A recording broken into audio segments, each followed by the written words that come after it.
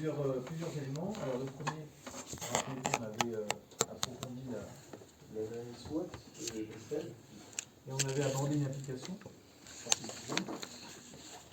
Ensuite, on avait, et c'était là où on s'était arrêté,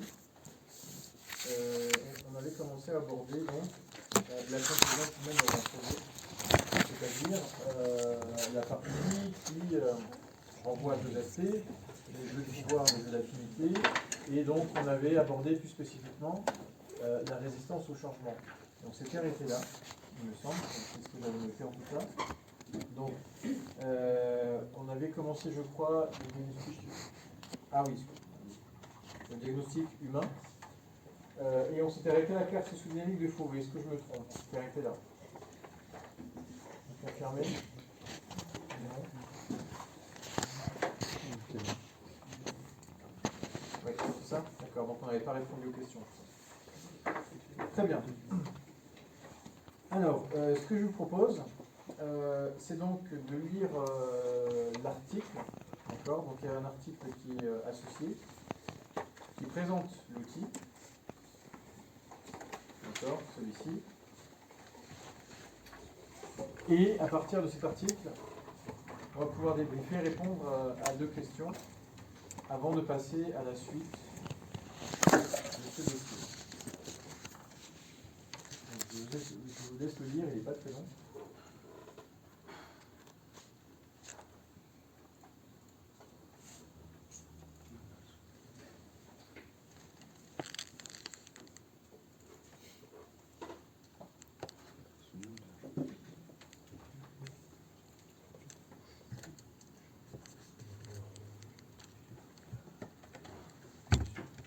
On a déjà fait ça, on est allé jusqu'à la question 4. Ah, on sait que vous m'avez confirmé. Alors, jusqu'à la question 4. La partie C. Ah, donc le cas. Ok. Alors, je ne sais pas pourquoi j'avais mis. Donc ici, c'est ça. On avait fait la première question. On était en train de regarder la correction. Donc on avait fait les trois premières, je crois. Même la quatrième, on était en train de regarder la correction. Ouais. D'accord. Ok, merci. Donc à partir de là. Alors, donc on avait bien commencé le cas, et le cas, je rappelle que c'était un cas type partiel qui était tombé donc à partir de l'année dernière, et l'idée c'était donc de se préparer à cette approche et voir un petit peu, comprendre davantage les attentes. Alors, s'agissant de la question 4, eh bien, on avait peut-être sans doute commencé à en parler, mais voilà, je vais reprendre à partir de là, comme ça ce sera plus clair. Donc, la distinction entre le rôle de manager et de manager leader. Alors, je rappelle le contexte. Il s'agissait en fait donc d'une PME industrielle française et dont le dirigeant, M. Baudin, était très présent dans l'organigramme, hein, d'accord. Donc, il y avait une présence, un investissement important dans l'entreprise, et l'entreprise avait besoin de changer, de s'inscrire dans une dynamique d'innovation, avec donc le recrutement d'un ingénieur qui s'occuperait de cette partie-là, d'accord. Donc changer en fait carrément la politique industrielle de l'entreprise. Donc par rapport à ça, on avait vu un certain nombre de questions, et notamment, et bien à 4, celle de distinguer le rôle de manager et de leader. En gros, est-ce que l'ingénieur doit-il se contenter de rester dans son rôle de manager, rester dans le type POAC? D'accord. Ou bien, à cela, ajouter donc un rôle de leadership. Alors, donc on va voir la différence entre les deux pôles. Et donc, alors, la première question, c'est que fait traditionnellement un manager? On a déjà vu, hein, ça. Voilà, il planifie, il organise, il active, il contrôle. Mais comment est-ce qu'on pourrait différencier d'un leader autrement? Que fait le manager ou qu'est-ce qu'il ne fait pas?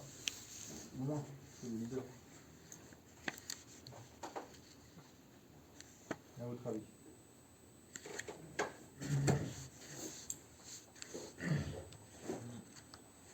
Donc si on réfléchit bien donc au POAC, on voit que, d'après ce qu'on avait vu en cours, etc., que le manager, d'un point de vue humain, il est assez peu investi dans l'humain en fait, ou modérément.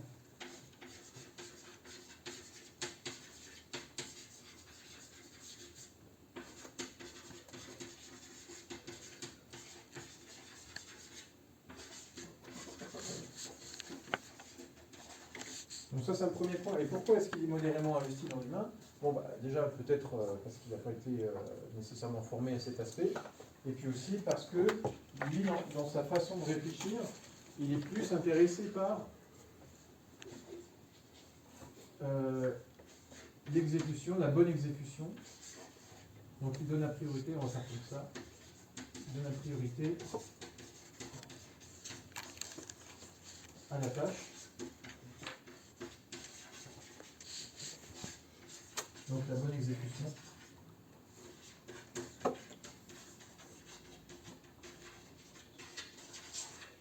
Des opérations.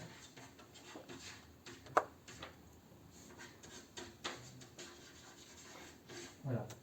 Donc lui, sa priorité, c'est vraiment le tout doux, c'est vraiment la tâche en elle-même, et il y a tendance à peut-être oublier donc le côté humain, et qui est bien sûr de plus en plus fort dès que vous travaillez en projet. Puisqu'on avait vu, rappelez-vous, que plus on travaille en projet, plus on a des chances de rencontrer des conflits, des situations de résistance au changement, et donc il est nécessaire d'avoir, en plus du management, du leadership. Alors, ok, donc ça on avait vu. Ensuite, l'autre point, c'est que, donc toujours le manager, il a tendance à avoir un management assez directif. Plus ou moins, hein, d'accord? Donc c'est une tendance.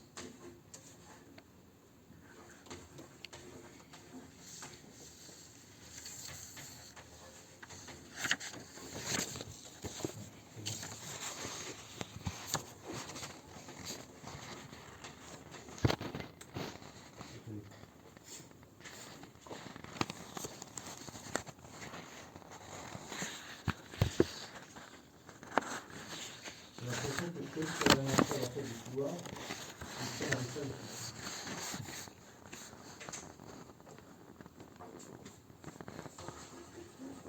ouais.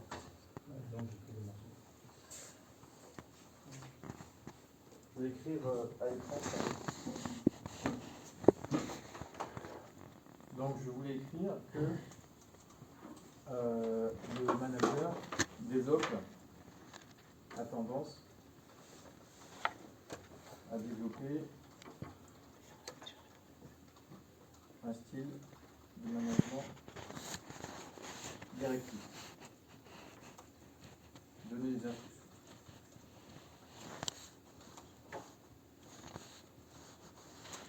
Plutôt que d'interagir.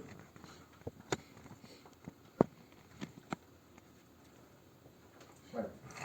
Donc voilà comment on pourrait d'un côté qualifier le manager. Maintenant, essayons de qualifier le leader. D'accord? Donc le leader, nous sommes d'accord, le leader fait les mêmes choses que le manager en termes de fonction, hein, la planification, enfin POAC, d'accord? Mais en plus, il ajoute quelque chose, une dimension supplémentaire. Alors quelle est cette dimension supplémentaire côté leader? Que fait-il de plus le leader? Le manager.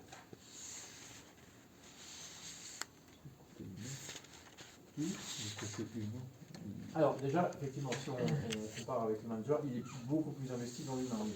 D'accord. Donc, fort.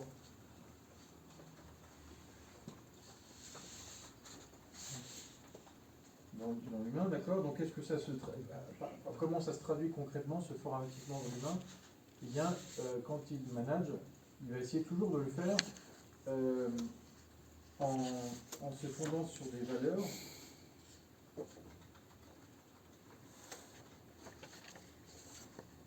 une vision à transmettre. Donc là, on a vraiment l'importance de la communication. Il communique beaucoup plus. Et pas uniquement pour donner des ordres, figurez-vous, d'accord? Donc pas uniquement pour donner des instructions. Donc ça peut être pour motiver, expliquer. Parfois aussi recadrer. Oui. Il faut aussi, d'accord? Voilà. Donc, voilà, il mise beaucoup sur la communication, le leader, et un autre point essentiel que ne fait pas beaucoup le manager de façon générale, c'est aussi de faire progresser les collaborateurs. Ça, c'est très important. Autrement dit, malheureusement, assez souvent en entreprise, on ne fait pas assez attention au fait de stimuler les collaborateurs en leur donnant, par exemple, en leur confiant des dossiers, des tâches qui peuvent les amener à progresser, à leur donner des défis, en fait, d'accord?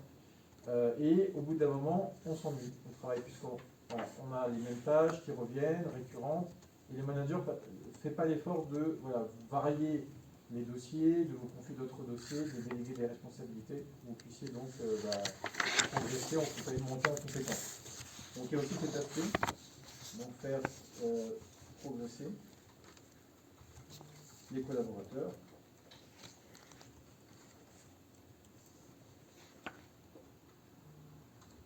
En variant donc la nature des tâches confiées. Voilà, d'accord?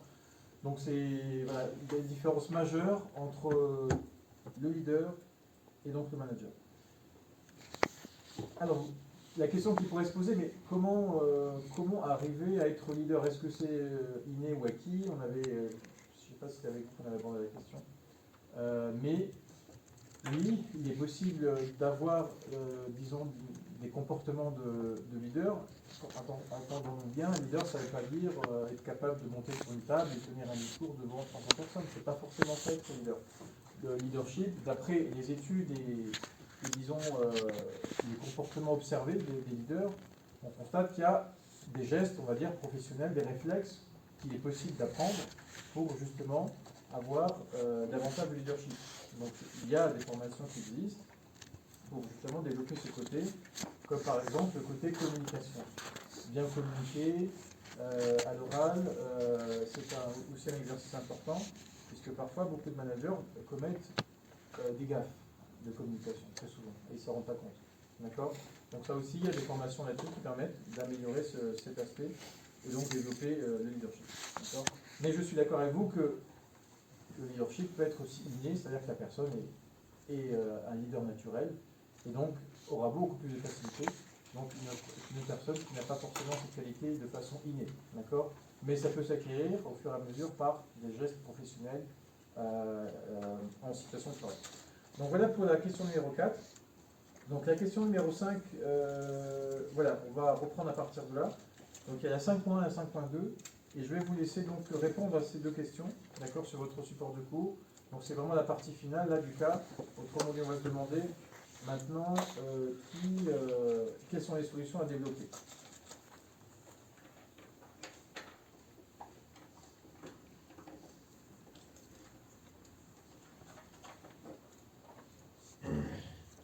Ah, je remarque que je n'ai pas répondu à la deuxième partie de la question. La première partie, c'est distinguer leader-manager. Et la deuxième partie, c'est en quoi cette posture de leader est pertinente dans le cas présent. Excusez-moi. Donc on va répondre à cette deuxième partie. D'accord? Donc, toujours la 4.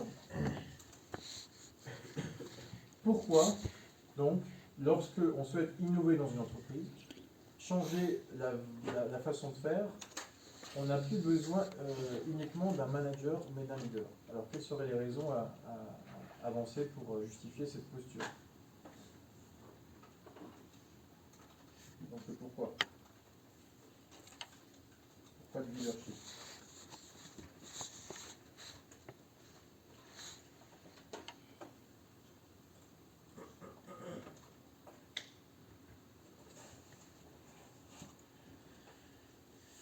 Alors, le but de l'opération, du changement, c'est de changer de façon d'organiser l'entreprise, d'accord?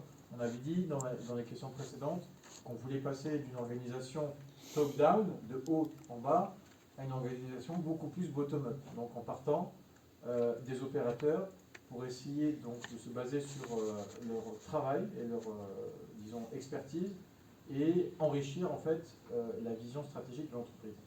Donc pourquoi du leadership dans ce cas? Eh bien tout simplement parce que on avait vu que dans une situation de changement, eh bien, on va forcément avoir de la résistance, très certainement, et que donc le leader va être celui qui va, si vous voulez, réduire, normalement par sa présence, la résistance au changement, et aussi essayer de créer de coordonner en fait l'ensemble de cette disons, opération de changement dans l'entreprise, puisque comme il n'y a pas de hiérarchie, donc ce n'est plus la hiérarchie qui est le facteur qui coordonne l'entreprise, enfin beaucoup moins, il faudra qu'à la place il y ait quelqu'un, ou un système, et ce système, ce sera plutôt une personne, un leader, qui fera ce travail donc de regroupement, de rassemblement, de cohésion des personnes. Donc pourquoi du leadership? Eh bien on peut dire, tout simplement déjà, en raison de la diminution du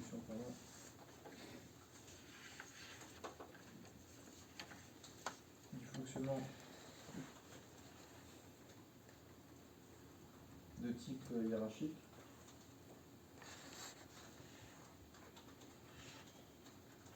Dans l'entreprise. Donc ce qui justifie la présence d'une figure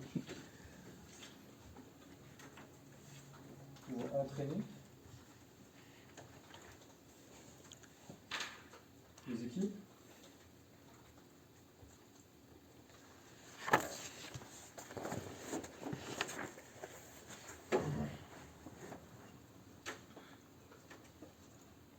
Une figure. Le besoin d'adhérer.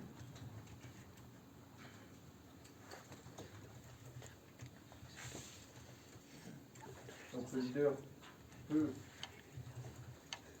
créer cette adhésion. D'accord. Et aussi inculquer de nouveaux comportements chez les salariés.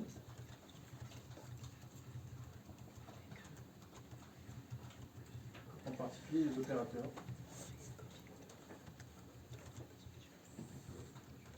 Qui seraient favorables à l'innovation.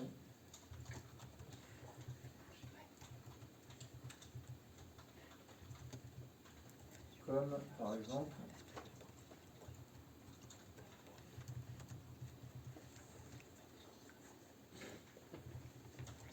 la peur, non, l'absence, la diminution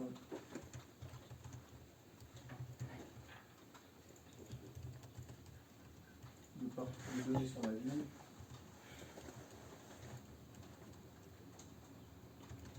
remonter les dysfonctionnements, etc.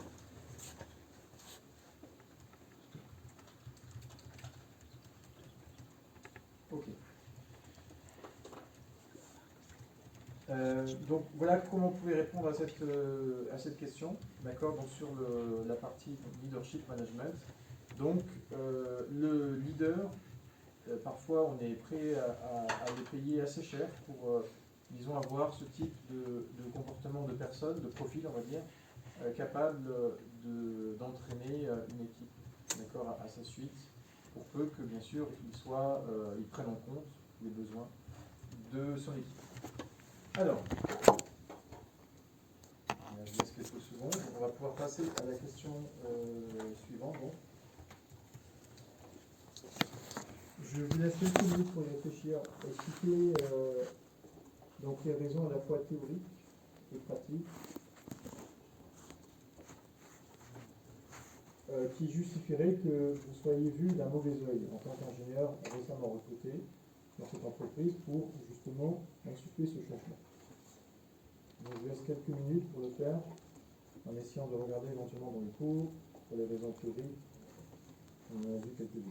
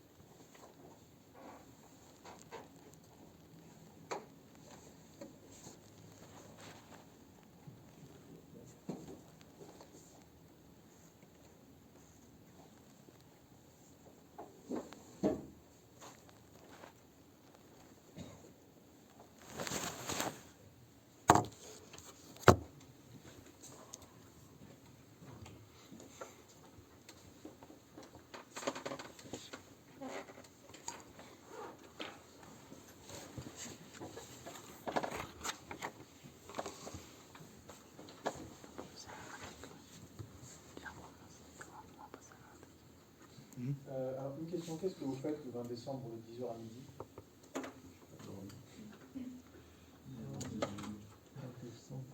Alors, Je crois en la accord. question un petit peu à vous présent, mais c'est parce que c'est pas pour contrôler ce que vous faites, vous faire une enquête, mais c'est pour... alors, ce jour-là, sur ce créneau-là, donc le 20 décembre, je vous avais parlé de l'ancien diplômé de l'ENSEM qui était susceptible de venir pour partager son expérience de management en tant qu'ancien encadrant d'une équipe, d'un bureau d'études, un prof, d'accord. Et le seul créneau qu'il a pu choisir, c'est le 20 décembre, 10h à midi. Voilà. Oui.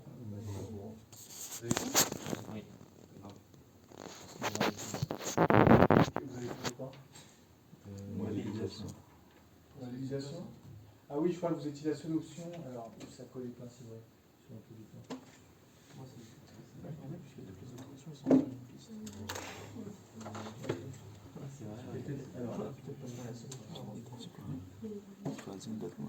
Oui, je crois qu'il y avait une option pour laquelle ça ne pouvait pas coller. D'accord. Donc, dans ce cas, oubliez ce que j'ai dit. Je vais mettre le lycée unique. Mais il me semble que... Celui-ci, je vais mettre ça dans le terrain pour aller sur mon projet. Et toutes les visions qui est tout ça. Je vais me préparer le week-end, c'est je vais me préparer avec mon ami.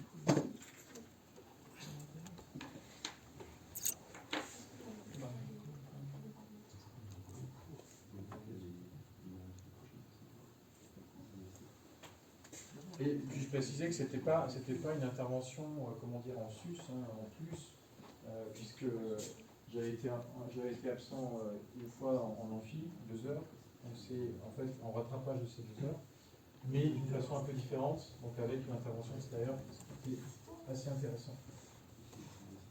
Mais bon, vous n'aurez pas la chance d'y assister. Comment c'est comme ça? Après ça, maintenant et tout. Je vais demander quoi? On est rapidement. Oui, je vais écrire.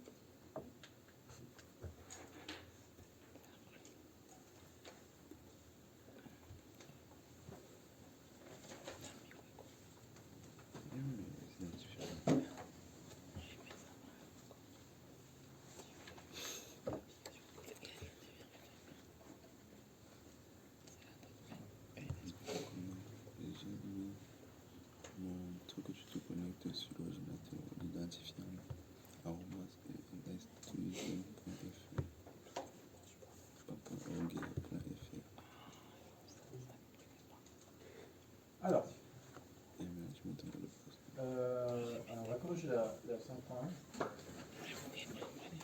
Donc, donner des raisons à la fois pratiques et théoriques qui justifieraient que certains techniciens et managers voient votre arrivée d'un mauvais œil. Alors, on va commencer par les raisons pratiques.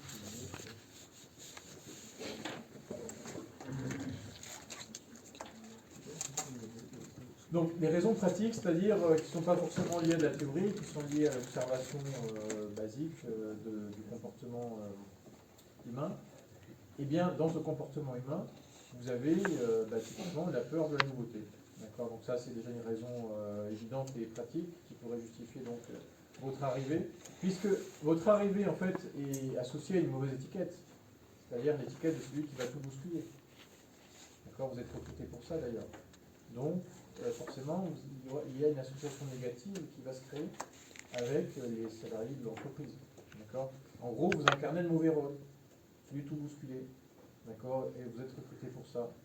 Et en arrivant en plus dans l'entreprise, vous avez déjà un haut niveau de responsabilité, d'accord ? Très stratégique dans l'entreprise. Vous risquez aussi d'être mal vu des managers qui sont déjà là dans l'entreprise depuis 10-15 ans. Ils n'ont pas forcément pu progresser comme en arrivant jusqu'à ce niveau de responsabilité. Donc vous voyez, ça peut créer des frustrations et peut-être des conflits potentiellement. Donc raison pratique, alors, donc peur de la nouveauté, de l'inconnu, donc qui peut générer du stress.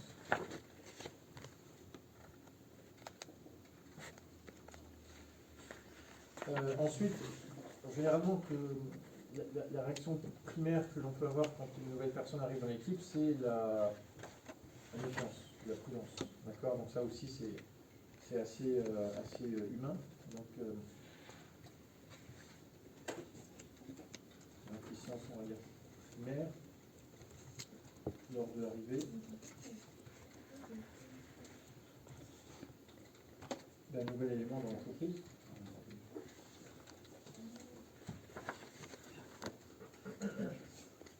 Ensuite, comme je vous l'avais dit, incarnation du mauvais rôle.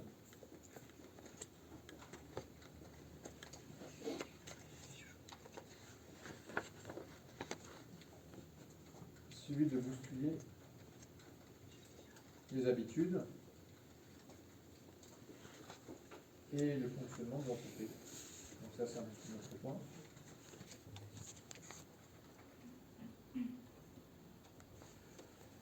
Il y a un autre point qui peut aussi engendrer des tensions, c'est votre âge, l'écart générationnel en fait qui peut exister aussi entre à la fois les managers et les opérateurs, mais je dirais plutôt pour les managers, parce que les managers, disons qu'à expérience égale, ou en tout cas à niveau de compétence égale, ils voient que voilà, un jeune arrive dans l'entreprise et qui a déjà un haut niveau de responsabilité. Alors,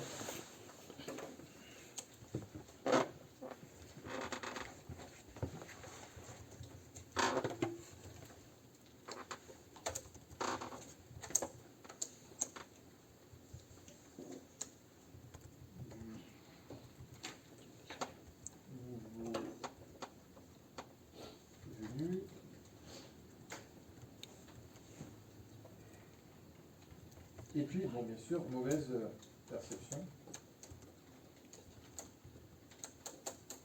de la part des autres managers de l'arrivée d'un nouveau responsable, cumulant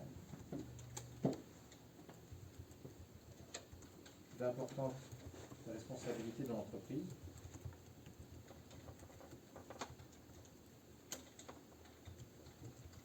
Et ayant des relations privilégiées avec la direction. Donc ce nouveau venu, cet ingénieur qui va arriver dans l'entreprise, il aura tout de suite évidemment des relations très très proches avec M. Baudin, forcément, d'accord ? Et d'autres managers n'avaient peut-être pas réussi à avoir une telle proximité avec M. Baudin. Bon, J'imagine qu'il y avait de la proximité parce que c'est une petite entreprise, d'accord, et que M. Baudin était partout. Vous vous rappelez, il était directeur des ressources humaines, il était dirigeant et il était aussi, il dirigeait la politique industrielle. Mais voilà, il y a en tout cas une proximité plus forte avec lui, avec ce nouveau venu qu'avec les autres. Alors, raison pratique. Maintenant, raison théorique. Qu'est-ce qu'on peut utiliser comme élément théorique qu'on avait vu en cours pour essayer de mettre des mots, d'expliquer cette situation? Eh bien, on avait vu le premier terme qu'on avait abordé là-dessus, c'est la résistance au changement. D'accord? Donc, résistance au changement. Et comment l'expliquer, cette résistance au changement? Pourquoi est-ce qu'on résiste au changement? Et on avait dit que il y avait potentiellement deux raisons. La première raison, vous déstructurez les affinités dans l'entreprise. Vous allez changer le système, vous allez réorganiser, donc il y a des affinités qui se sont créées. Le salarié A a toujours travaillé avec le salarié B et C, et donc finalement le salarié A va travailler avec le salarié B. D'accord? Donc ça va déstructurer le fonctionnement. Puis ensuite, il y a aussi le côté pouvoir. Là aussi, j'avais ma petite zone de pouvoir, c'est-à-dire que j'avais, disons, sur ma responsabilité, la possibilité, par exemple, que les informations passent par moi, par exemple, quand j'étais opérateur, je pouvais, par exemple, je ne sais pas moi, avoir une influence sur une autre personne. Bien tout ça, en réorganisant le système, ça va casser ces zones de pouvoir. Donc là encore, ça peut générer de la résistance au changement. Donc résistance au changement, pouvant donc s'expliquer par une perte de maîtrise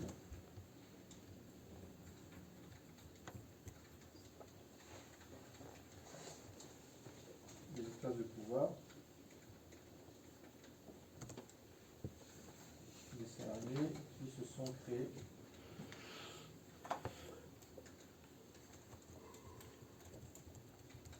au fil du temps. C'est un premier point. Ensuite, évidemment, j'avais parlé des jeux d'affinité. Donc les jeux d'affinité, là aussi, ils se sont formés avec le temps.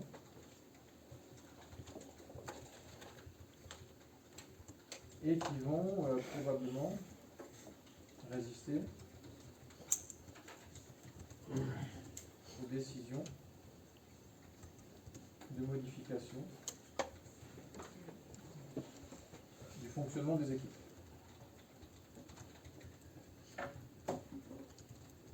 Voilà.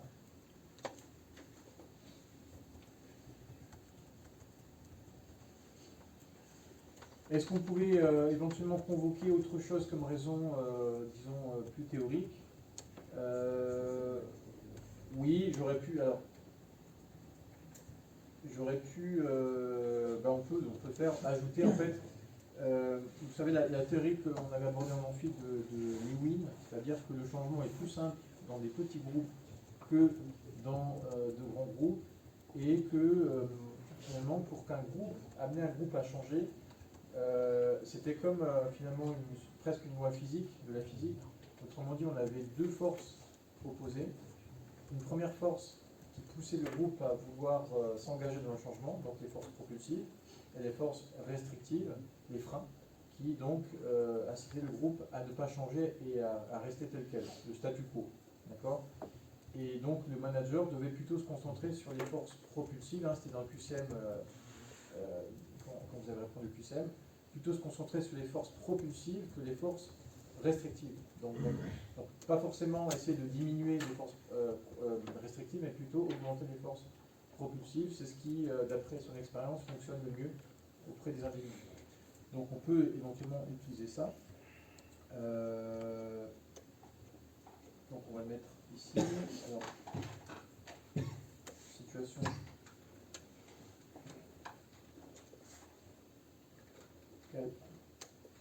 quasi stationnaire. C'est ce qu'il appelle quasi stationnaire du groupe.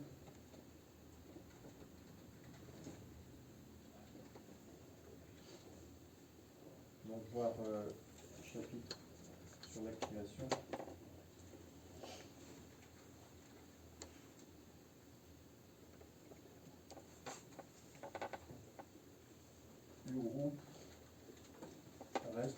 le statu quo.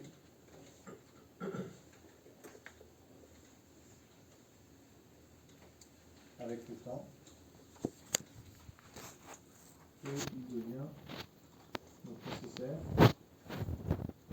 d'augmenter les forces propulsives pour l'engager dans le changement. Alors, que sont ces forces propulsives? Ça peut être des incitations, d'accord, à changer. Donc déjà, incitation, on peut, bon, incitation financière, c'est possible, mais d'autres types d'incitation. Ça peut être varier les responsabilités, donc ça c'est autre type d'incitation. Ça peut être également leur permettre d'avoir des formations aussi, donc ça peut être aussi incitatif. Vous voyez ce type de force qui va les pousser davantage au changement. Donc une sorte de carotte, vous voyez, une carotte et le bâton, quelques carottes, mais évidemment en prenant en compte les salariés, en les respectant, pour qu'on les prenne en compte des rats de laboratoire, des souris de laboratoire plutôt. D'accord, donc voilà, ça c'est l'approche théorique que l'on peut oublier. Donc voilà pour la réponse à cette question qu'on pouvait avoir. Voilà. Juste, j'attire votre attention sur la façon de... ça compte, dans l'évaluation au partiel, la façon de répondre, d'organiser vos réponses. Vous voyez, essayez de, quand c'est possible, quand c'est évidemment pertinent, de faire soit des tableaux, soit d'aérer votre travail pour que la forme soit opérationnelle. Vous voyez, que ça soit beaucoup plus facile à lire, comme si en fait vous adressiez votre travail à un responsable d'entreprise, vous voyez, comme si c'était un rapport. Donc faites attention à la forme aussi, autrement dit, évitez les paragraphes comme si vous rédigiez une dissertation, un commentaire, mais vraiment aéré pour que ça soit opérationnel, d'accord? Voilà. On termine sur la dernière question, donc la dernière question qui demandait, voilà. Maintenant on arrive à la solution, aux solutions. Qu'est-ce qu'on peut faire pour contourner le risque que je sois perçu d'un mauvais œil? Comment diminuer ce risque?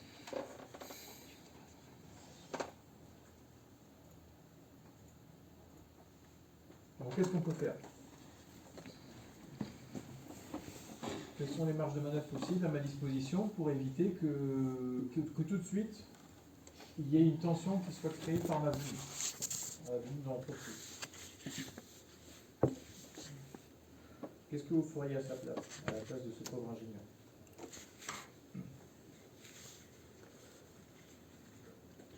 Présenter avec vous. Oui, mais de quelle façon vous faites ça? Vous envoyez un mail à tout le monde? Non, en présentiel, soit on va voir les personnes à leur poste, ou alors dans les pauses, les voir face à face. D'accord, donc vous pouvez les recevoir effectivement en entretien quand il y a un peu de temps, ou alors une réunion d'équipe pour se présenter. D'accord, bon, ça oui, c'est effectivement la première étape, mais alors, se présenter.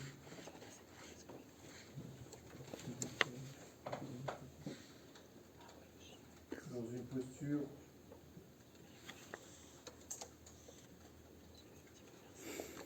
d'écoute active dans un premier temps.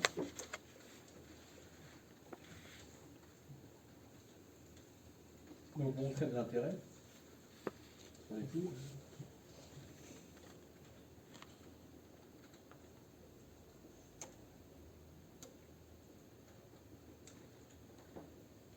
Ok. Ce qu'on avait vu avec Lewin, un psychologue américain, c'est qu'on pouvait faciliter le changement, le rendre un peu plus facile en en organisant par exemple des ateliers collaboratifs en petit nombre. D'accord, donc là aussi, on peut faire ça. On pourrait faire ça. Procéder par petits groupes.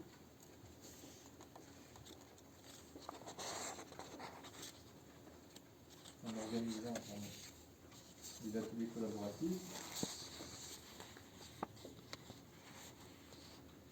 Ok.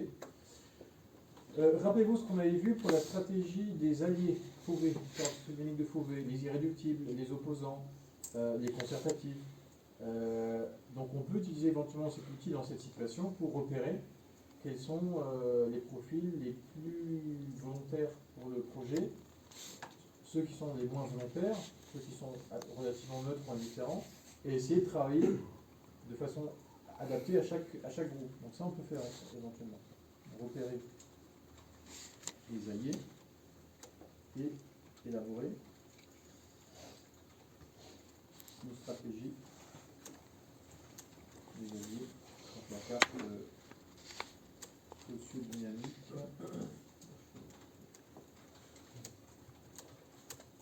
de Fauvet. Alors bien sûr, il va falloir être pédagogue et expliquer le changement, les raisons. D'accord? Donc ça c'est essentiel, vous ne pouvez pas imposer le changement comme ça, donc il faut aussi expliquer. D'accord?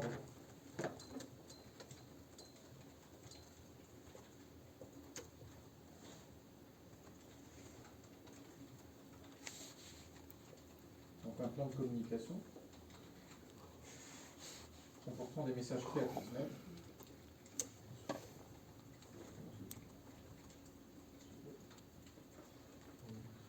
Donc par exemple, la première prise de parole du manager dans une équipe, quand il arrive, en général, il a tout intérêt à vraiment la préparer.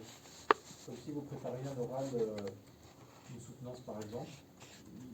Il faut qu'il y ait une préparation parce que là, il n'y a pas de place à l'improvisation. En tout cas, quand vous n'êtes pas expérimenté dans ce type de situation, parce que ça vous permet d'optimiser, de mieux réussir votre communication et pas commettre d'erreurs. Donc, vous voyez, faire un plan avec les messages clés à diffuser, ça c'est vraiment important. Donc, parfois on oublie, on se dit bon, c'est pas la peine, je vais y aller au talent, d'accord, le jour J, puis finalement le talent, on l'a pas vu, d'accord. Donc, alors, essayez de se faire accepter des leaders informels du groupe pour construire plus facilement sa légitimité.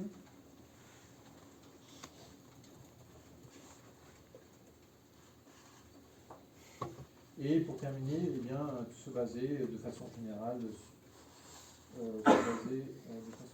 sur un management participatif.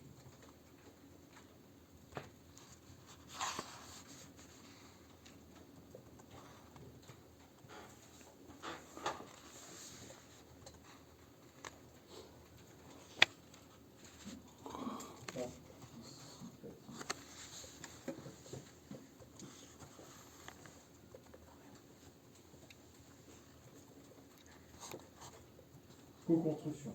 D'accord? Voilà, la participation, c'est vraiment un élément important qui peut canaliser,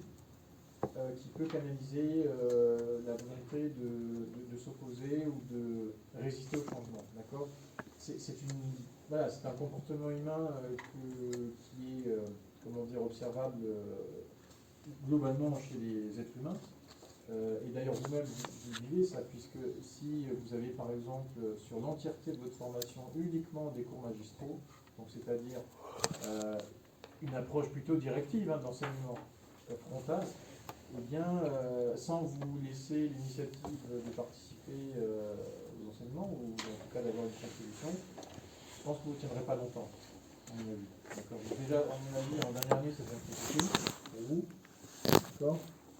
Mais voilà, c'est effectivement cette approche à soigner. Alors, malheureusement, souvent les managers, alors qu'eux-mêmes, quand ils ont fait leurs études, étaient contre, n'étaient pas favorables à trop de cours magistraux, parfois ils reproduisent le comportement d'entreprise et eux-mêmes deviennent un peu magistraux dans leur façon de manager. Vous voyez, donc, c'est vrai qu'il faut faire attention à cet aspect et essayer de faire participer les salariés quand bien sûr c'est possible.